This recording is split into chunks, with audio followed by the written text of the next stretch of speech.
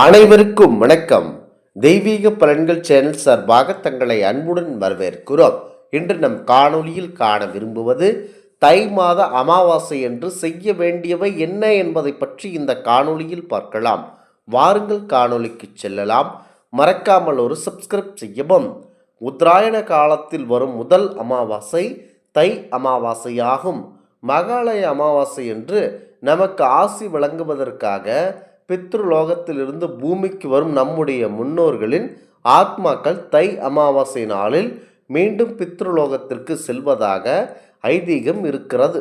முக்கியமாக பித்ருலோகத்திற்கு செல்வதாக சொல்லப்படும் இந்த பித்ருக்கள் நமக்கு அருளாசி வழங்குவதற்காகவே இங்கு வருகிறார்கள். மிகவும் புனித நாளாக கருதப்படும் தை அமாவாசை நாளில்தான் ராமேஸ்வரத்தில் ஸ்ரீ ராமநாத சுவாமியே அம்பாளுடன் அக்னி தீர்த்தத்திற்குள் இருந்தருளி புனிதமாக நீராடுவார் என்றார். இது எவ்வளவு சிறப்பான நாள் என்பதை பார்த்து கொள்ளுங்கள். இந்த தினத்தில் புனித நீராடினால் மக்களுடைய கர்மாக்கள் நீங்கும் என்பது ஐதீகமாகும். அமாவாசை என்றாலே அது முன்னோர்கள் வழிபாட்டிற்குரிய நாள் என்பது அனைவருக்கும் தெரியும். அமாவாசைகளில் தை அமாவாசை, ஆடி அமாவாசை, புரட்டாசி அமாவாசை மாதங்களில் வரும் அமாவாசை தவற விடக்கூடாத மிகவும் அற்புதமான நாளாகும். அமாவாசைகள் இதனை மாபெரும் சிறப்பு அமாவாசை என்றும் சொல்லுவார்கள். இருந்தாலும் மற்ற எந்த அமாவாசைக்கும் இல்லாத தனி சிறப்பு தை அமாவாசைக்கு உண்டு. இந்த அமாவாசையில் முன்னோர்கள் வழிபாடுடன் மற்றொரு முக்கியமான வழிபாட்டையும் மறக்காமல் செய்வதனால் நம்முடைய தலையெழுத்தே மாறும். எப்படிப்பட்ட மோசமான நிலையில் நம்முடைய வாழ்க்கை இருந்தாலும் அந்த நிலைமை கண்டிப்பாக மாறும் என்பது ஜோதிட சாஸ்திரம்.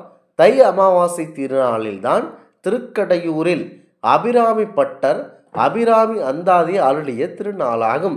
தன் மீது தீராத பக்தி கொண்ட பக்தனுக்காக அம்பாள் நடக்கவே முடியாத நிகழ்வான அமாவாசை தினத்தில் தன்னுடைய காதில் அணிந்திருந்த கம்மலை வானில் வீசி எறிந்து முழுநிலவு தோன்றச் செய்து அனைவருக்கும் தன்னுடைய திருக்காட்சியை தந்தருளினார்கள்.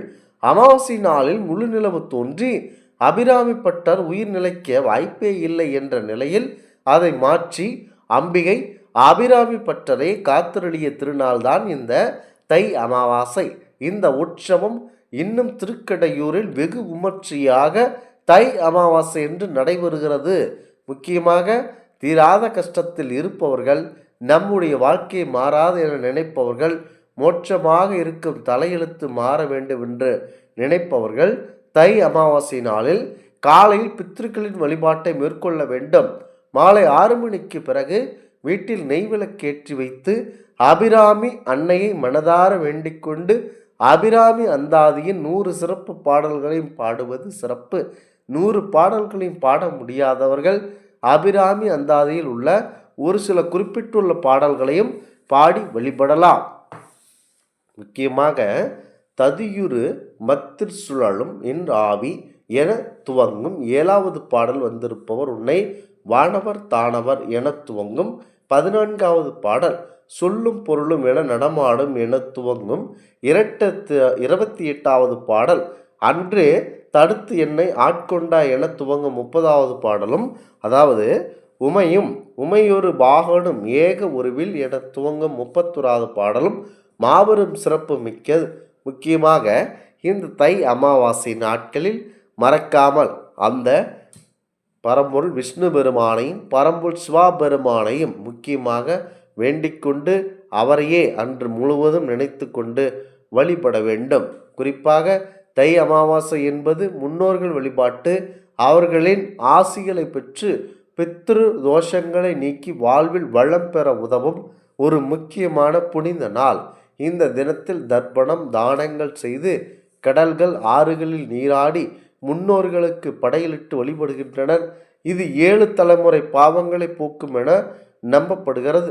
மகாலய அமாவாசைக்கு பிறகு தை அமாவாசை என்றுதான் முன்னோர்கள் பித்ருலோகத்திற்கு திரும்புவதாக கூறப்படுகிறது. எனவே இந்த நாளில் அவர்களுக்கு தர்ப்பணம் செய்வது மிகவும் அவசியம்.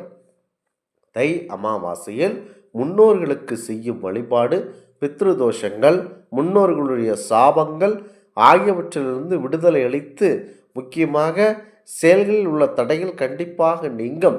இந்த நாள் செய்யப்படும் தானங்கள், பூஜைகள், தர்ப்பணங்கள் ஆன்மீக பலத்தை அதிகரித்து வாழ்க்கையில் அமைதியையும் செல்வத்தையும் கண்டிப்பாக தரும். சூரியன் மகர ராசியில் சஞ்சரிக்கும் உத்தராயண புண்ணிய காலத்தில் வரும் தை அமாவாசை அதிக பலன்களை தர வல்லது. இது தர்ப்பணம், முக்கியமாக தர்ப்பணம் செய்வதும் மற்றும் குலதெய்வ வழிபாடு செய்வதும் இரட்டிப்பு பலன்களை தரும். இந்த தை அமாவாசையில் கடல், ஆறு, புண்ணிய நதிகளில் நீராட வேண்டும். முன்னோர்களுக்கு தர்ப்பணம் திதி கொடுக்க வேண்டும். படையல் வைத்து தான தர்மங்கள் செய்ய வேண்டும். பித்ருக்களுடைய ஆசைகளை, அதாவது பித்ருக்களுடைய ஆசையை பெற வேண்டும். இந்த பலன் அனைத்தும் நல்லபடியாக நடைபெறும். தை அமாவாசை என்று யாருக்கு தானம் செய்ய வேண்டும், என்னென்ன தானம் செய்ய வேண்டும், எந்தெந்த பொருட்களை தானம் செய்வதனால் நம்முடைய பாவங்கள் அடக்கி முன்னோர்களுடைய ஆசையை பரிபூர்ணமாக பெற முடியும் என்பதை தெரிந்து வைத்து கொள்ள வேண்டும். வருடத்தில் ஒரு மிக முக்கியமான அமாவாசைகளில் ஒன்று தை அமாவாசையாகும். உத்தராயண காலத்தில் வரும் முதல் அமாவாசை இது என்பதனால் இது தவறவிடக்கூடாத மிக முக்கியமான நாளாகவே பார்க்கப்படுகிறது. வருடத்தில் வரும் மற்ற 23 அமாவாசைகளில் விரதம் இருந்து முன்னோர்களை வழிபட முடியாவிட்டாலும் இந்த ஒரு அமாவாசை மட்டும் விரதம் இருந்து முன்னோர்களுக்கு தர்ப்பணம் கொடுத்தால் வருடம் முழுவதும் அமாவாசை விரதம் இருந்து முன்னோர்களுக்கு வழிபட்ட பலன் கிடைக்கும். அதோடு நாம் செய்த பாவங்கள் மட்டுமின்றி நம்முடைய 7 தலைமுறை முன்னோர்கள் செய்த பாவம் நீங்கும் என்பது நம்பிக்கையாகவே பார்க்கப்படுகிறது. முக்கியமாக இந்த தை அமாவாசையானது மாபெரும் சிறப்பு மிக்கதாகவே இருக்கிறது. முக்கியமாக தை அமாவாசை என்று தானம் செய்ய வேண்டும். முக்கியத்துவமாக உடல் முடியாதவர்கள் மற்றும் உடல் ஊனமுற்றோர்கள் இவர்களுக்கெல்லாம் நீங்கள் தானம் செய்யலாம். தை அமாவாசையில் முன்னோர்களுக்கு பிதுர் தர்ப்பணம் அளிப்பதுடன் தானம் வழங்குவது மிக மிக முக்கியமானதாகும். அதிலும் அந்தணர்களுக்கு தானம் வழங்க வேண்டும் என்பார்கள். எல்லா அந்தணர்களுக்கும் தானம் அளிக்கக்கூடாது. முன்னோர்களுக்கு தர்ப்பண காரியங்கள் செய்து வைக்கும் அந்தணர்களுக்கு மட்டுமே தானம் அளிக்க வேண்டும். அமாவாசை என்பது சந்திரனுக்குரிய தினம் என்பதனால் இன்றைய தினம் சந்திரனுக்குரிய பொருட்களான வெள்ளை நிற வஸ்திரங்கள், பச்சரிசி, பச்சை காய்கறிகள் ஆகியவை 3 பொருட்கள் தானம் அளிப்பது சிறப்பு. தர்ப்பண காரியங்கள் செய்யும் அந்தணர்களுக்கு இந்த முக்கியமாக 3 பொருளை தானம் அளிக்க வேண்டும். சனி தொல்லையில் இருந்து விடுபட இது தவிர உடையவர்களுக்கு தானம் அளிப்பது சிறந்து, முக்கியமாக என்ன சாப்பிட வேண்டும் என சாலையோரம் வசிப்பவர்களுக்கு போர்வை வாங்கி கொடுப்பது நல்லது ஆகும். கருப்பு நிற கம்பளியை போர்வை வாங்கி கொடுத்தால் நல்லபடியாக நடைபெறும். இந்த ஆன்மீக தகவல் உங்களுக்கு பிடித்து இருந்தால் தெய்வீக பலன்கள் சேனலை கண்டிப்பாக சப்ஸ்கிரைப் செய்து கொள்ளவும். மீண்டும் ஒரு நல்லதொரு காணொளியில் உங்களை சந்திக்கிறோம். நன்றி, வணக்கம்.